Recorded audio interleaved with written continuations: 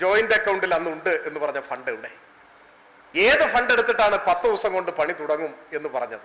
ഒരു യുവജന സംഘടന ജനങ്ങളിൽ നിന്ന് പണം പിരിക്കാതെ അവരുടെ അധ്വാന ശക്തി കൊണ്ടും മറ്റു പ്രവർത്തനം കൊണ്ടും സമാഹരിച്ച തുകയുടെ 1/4 കേരളത്തിൽ പലവട്ടം ഗവൺമെന്റുകൾക്ക് നേതൃത്വം കൊടുത്ത കേരളത്തിലെ രണ്ടാമത്തെ ഏറ്റവും വലിയ രാഷ്ട്രീയ പാർട്ടി പിരിച്ചതെന്ന് പറഞ്ഞാൽ നിങ്ങൾ വിശ്വസിക്കൂ? നിങ്ങൾ വിശ്വസിക്കൂ? ഇത്രയേ ഉള്ളോ കോൺഗ്രസ്? നിങ്ങൾ വിശ്വസിക്കൂ? വയനാട്ടിലെ ദുരന്തബാധിതരുടെ പേരിൽ പണം പിരിച്ച് അത് മോഷ്ടിച്ച് 2ാം വട്ടം പിരിക്കാൻ ഈ വിമർശനത്തെ അവർ അവസരമാക്കി.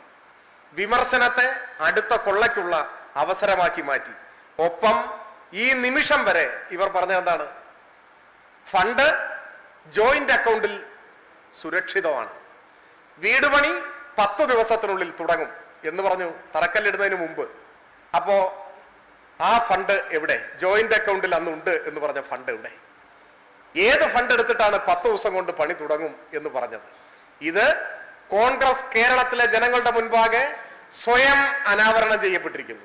ഇനി ഞങ്ങളുടെ ചോദ്യത്തിന്റെയോ വിമർശനത്തിന്റെയോ ആവശ്യമില്ല. കൊള്ള തെളിഞ്ഞിരിക്കുന്നു.